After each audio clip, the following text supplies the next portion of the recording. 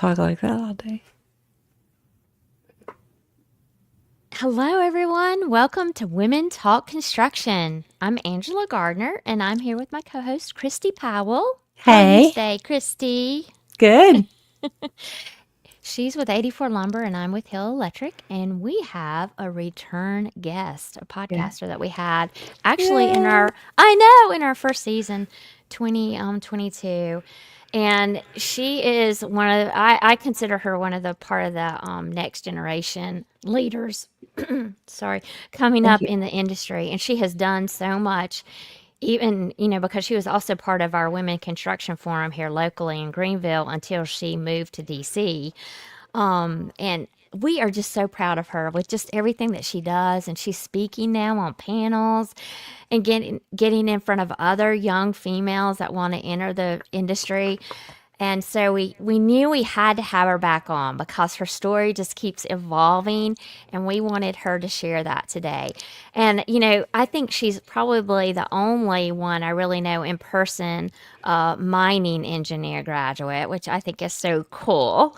And so she works in the heavy infrastructure industry. Welcome, Elizabeth. Welcome back to the show. Hello. Thank you. Hello, ladies. It's so good to see you.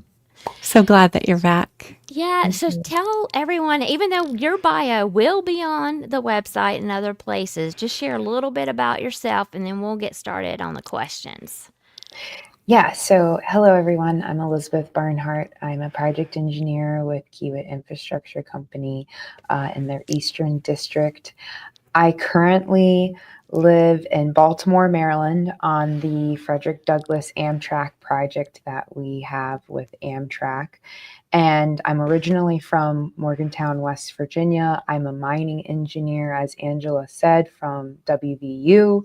After WVU, I have started this crazy journey that I've been on where I think I've lived in 8 different states in about 8 years. So just moving from project to project, and it's been pretty awesome. Yeah, so you're Very actually a cool. traveling project manager. Yeah, So, more so yeah. of a traveling engineer than Right. anything. Okay. Nice. That's very cool. Especially being young like that, you get to see a lot of things. I would have thought that'd be really cool when I first got out of school. I never really imagined when I graduated and when I was like a junior senior, I always thought that I was going to live in West Virginia and work at a surface coal mine. So when my first opportunity with Kiewit came along and I started moving around, I was like, this is pretty cool, and it's different. Um, it, it's it and it's needed. My scope of work, when you say what I've specialized in, has really become like tunnel projects, larger Mm, scale ones, and you just don't build a $100 million plus tunnel project in a consistent place year after year after yeah. year. Mm-hmm. Yeah, So that's going to be needed everywhere, right? eventually, yeah. One of the things that I really love about you is the statement, excuse me, allergies, right, Angela? Yeah, yeah. I love making our world better, Mm. more efficient, and a safer place for us all to live. That's one of the things that Elizabeth said recently, and love that about you. But one of the topics that we wanted to talk about today is staying positive. And it's really hard in our industry when things are slow to keep that morale up, right? To keep our own morale up, to keep the morale of your team up. And I know you have a team. How do you do that from day to day when things are slowing down or even wrapping up? I experienced a little bit of that when I was doing big jobs and things were wrapping up. It got to be mundane, right? And I wanted to move on to the next big thing. But you can't, right? You have to finish it and you have to finish well. So how do you handle that transition period of slowing down, finishing up, and before another project starts? Well, it's interesting because right now we're in our startup phase of this project. So on the opposite end, where it's a bunch of hurry up and wait, hurry up and wait, hurry up and wait. Yeah. And it's how do you keep everyone going with that same mentality, even if sometimes things stall. And it's really focusing a lot of coaching on, we as an individual are representing our company, we are representing Amtrak, we are representing the greater sense than just us as an individual as we're preparing our work and interfacing with the client.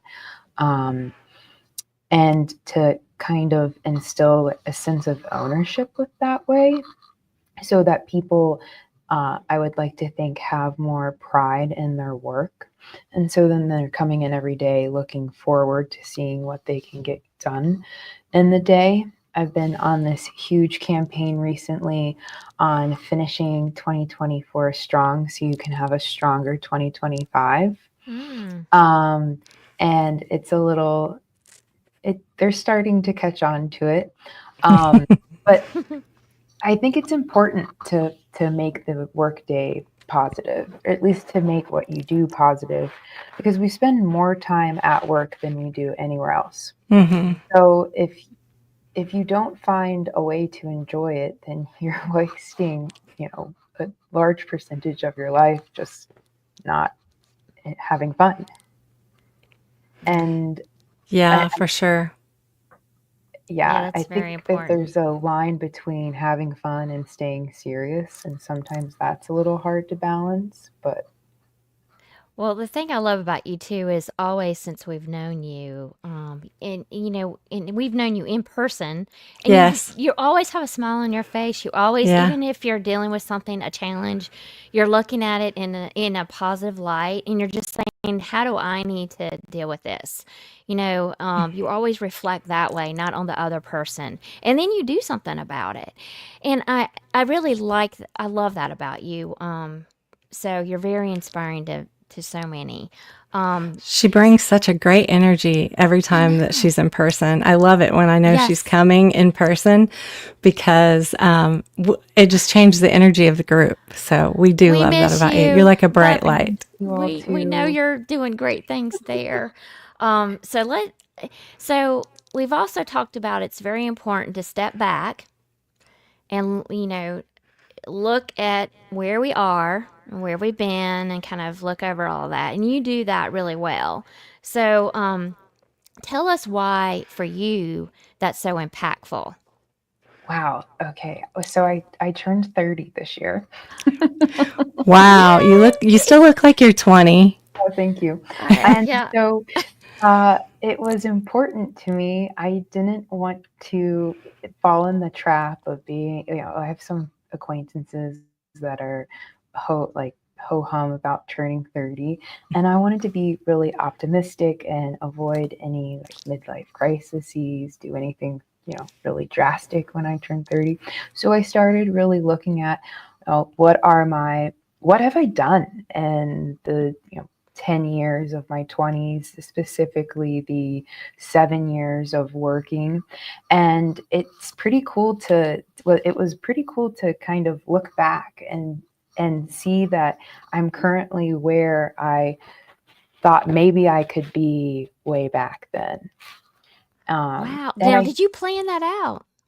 Or did you just kind of let life happen but guided yourself to know what you wanted to I get to?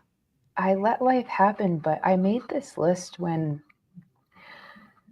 I was graduating. I made a list, and I made three lists actually. One was what places I would live.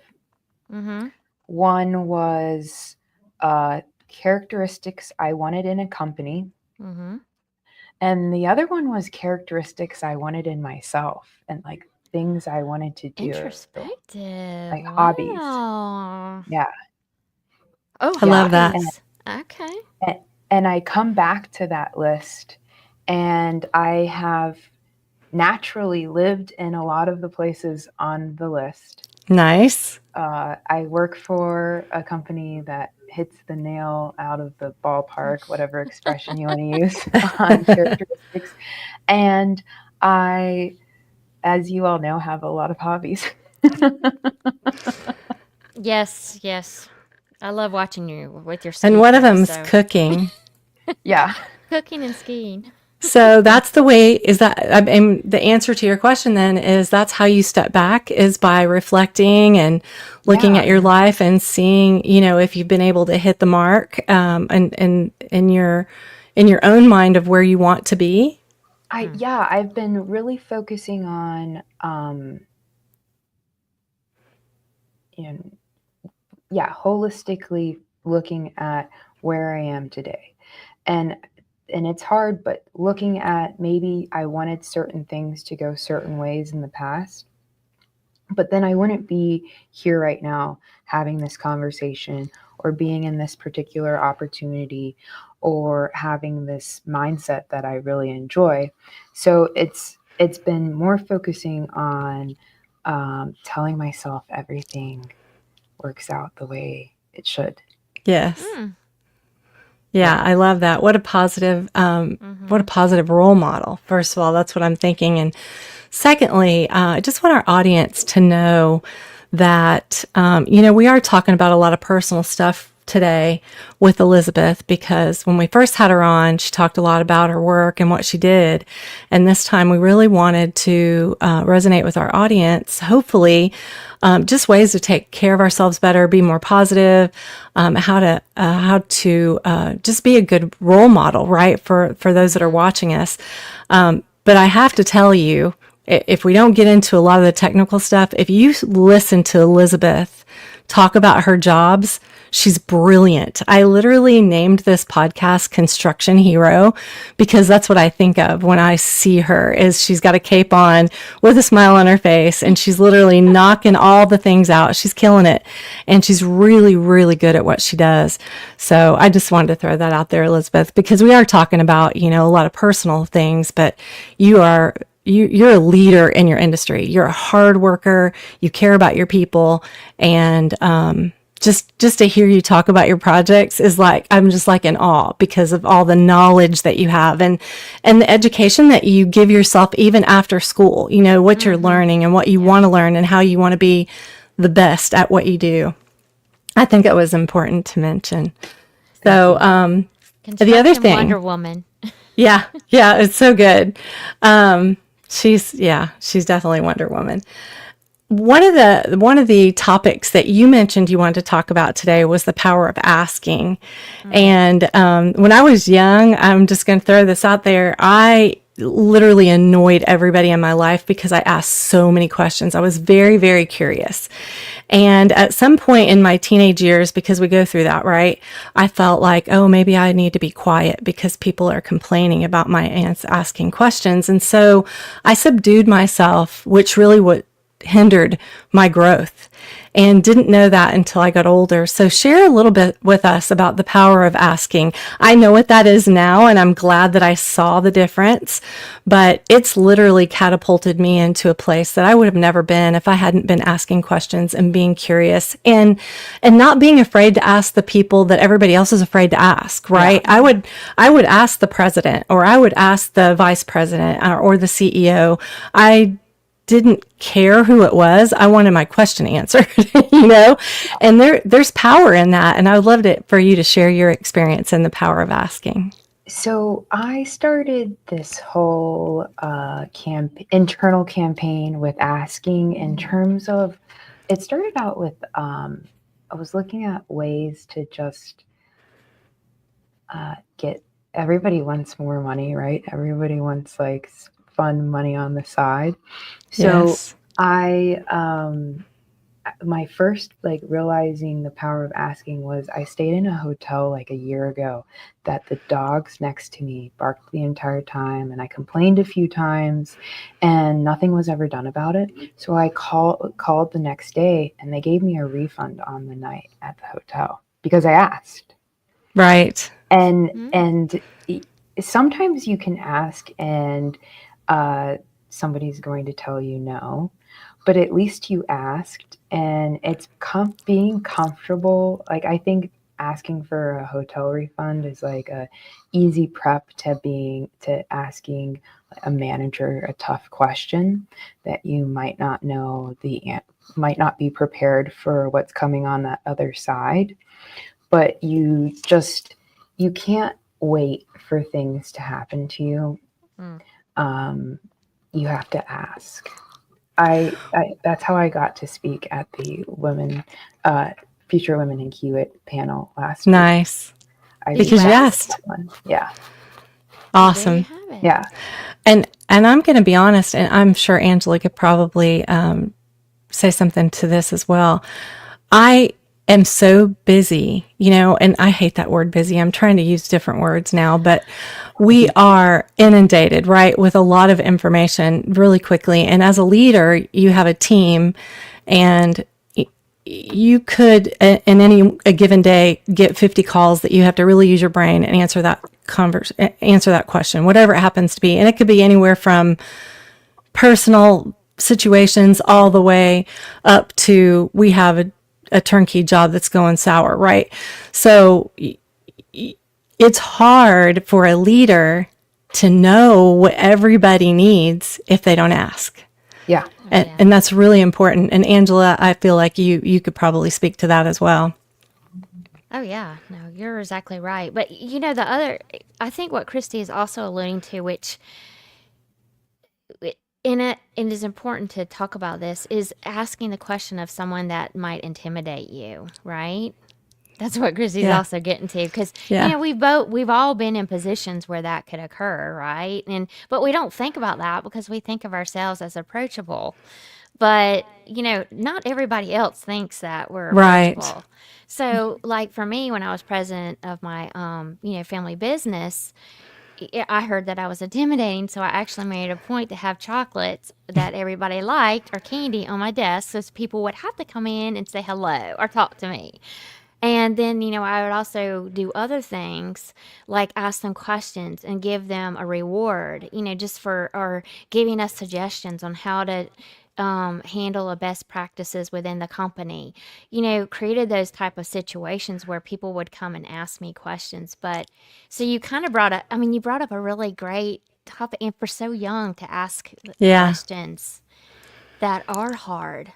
Yeah. And one of the things I did is just for those that are listening and wondering how do I get my team to not feel like I'm intimidating? We have a Teams call once a month, and literally that call is made for you to ask questions, right? love that I about let the that, too. team know. I let the team know like what's going on, and we call it the wins and challenges of the day. So we talk about our wins, things that are going right. I'll give some information about what's going on in our division, and then afterwards we're like, hey, does anybody have any questions?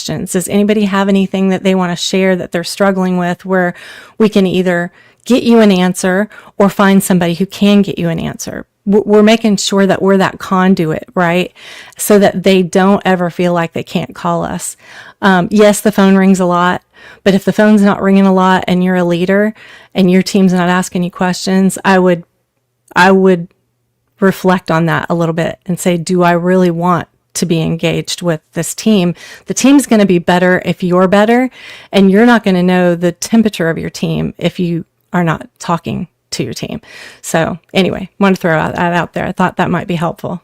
Oh, yeah. And by the Yeah. way, Elizabeth, when you need guidance on turning 40 and then turning 50, just reach out to Christy and I, and we'll help you out with that. Hey, I'm not that old. But, I hear it gets just better and better. but anyway, My mom is very big on life just gets better, and yeah, and I'm very big on the best days are yet to come.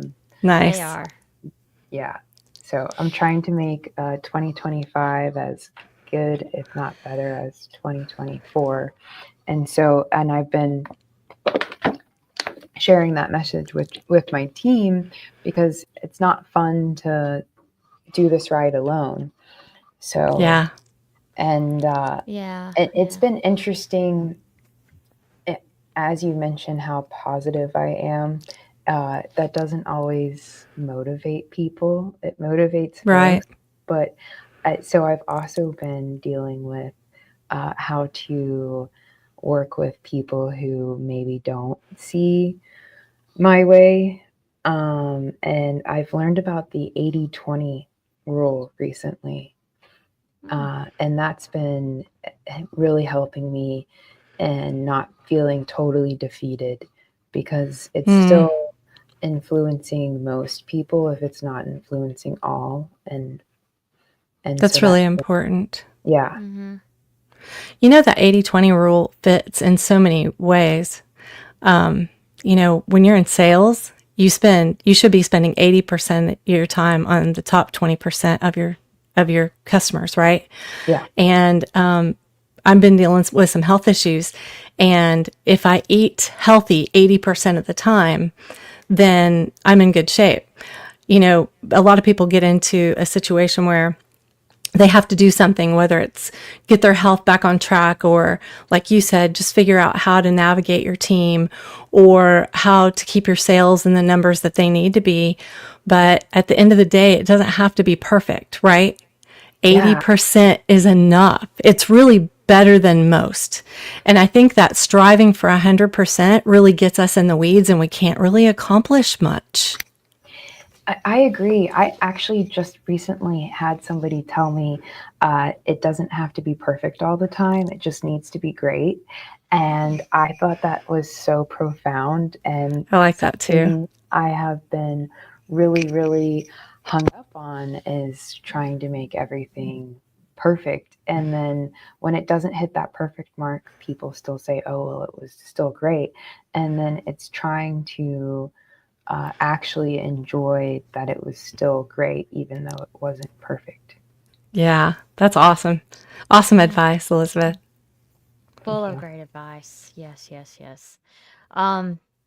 So as we wrap up 2024, is your November pretty busy?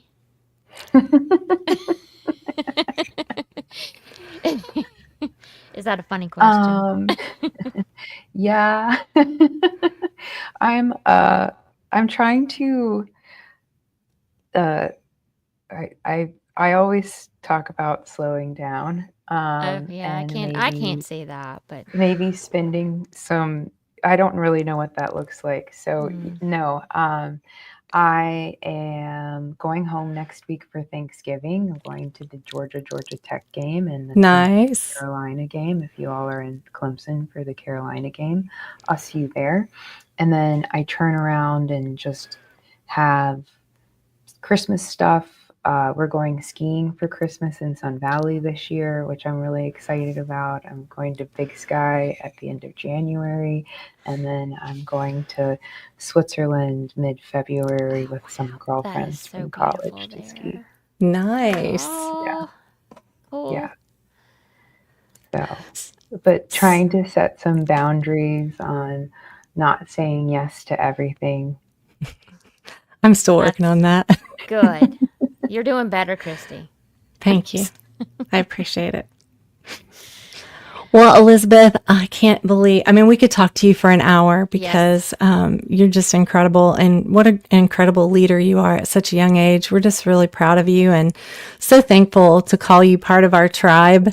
I'm not sure if I'm allowed to say that anymore, but I'm going to say it. We have an amazing group of women who we get to see once in a while, and Elizabeth, not as much as we used to. But honestly, Elizabeth, I think the last time I was at an event, you were there. So that's how often I've been able to attend, and I live, excuse me, and I live here. So just know that you are so admired, and we just really are thankful for the leaps and bounds that you're making in your career and then on your personal journey, and that you're willing to share it with everyone so that they can be better as well. And like I said, you're such a great role model. So as we wrap up, can you tell the audience maybe a book that you've been reading that you think is wonderful, and then let them know how to get a hold of you if they want to do business with Kiewit, or if they just want some role model mentorship, or maybe they have a question for you. Just will you let the audience know how to get a hold of you? Yes, definitely. So I have to say that having a support team is probably number one key to success. And that's what I've really realized. So I have to say, I appreciate you all so much because I consider you part of that group. But I did read recently this awesome book called Positive Intelligence by Shiraz. I don't know his last name. Not great. But the book is awesome. And it's all about your saboteur and your sage mindsets. And it teaches you how everything in life is a gift or an opportunity. So that's probably my number one book recommendation. Thank you. I need to look at that. Yeah, I can send you all the link. And then to connect with me, LinkedIn is probably my favorite source of Agreed. social media. And I'm also on Instagram. My handle, my name on LinkedIn is Elizabeth Barnhart, and then my Instagram isn't as exciting, but it is _EAB updates _ I think. And if you don't think this girl has a life outside of work, which you would never think so, the progress that she makes at work, but she has a very fun life. I love following her on Instagram. Thank you so much, Elizabeth, for pouring life into our audience today. And, just keep doing great things. Thank you. Thank you. I appreciate you all so much. And thank you for having me on the show. It's been fun to be back. Bye. Bye.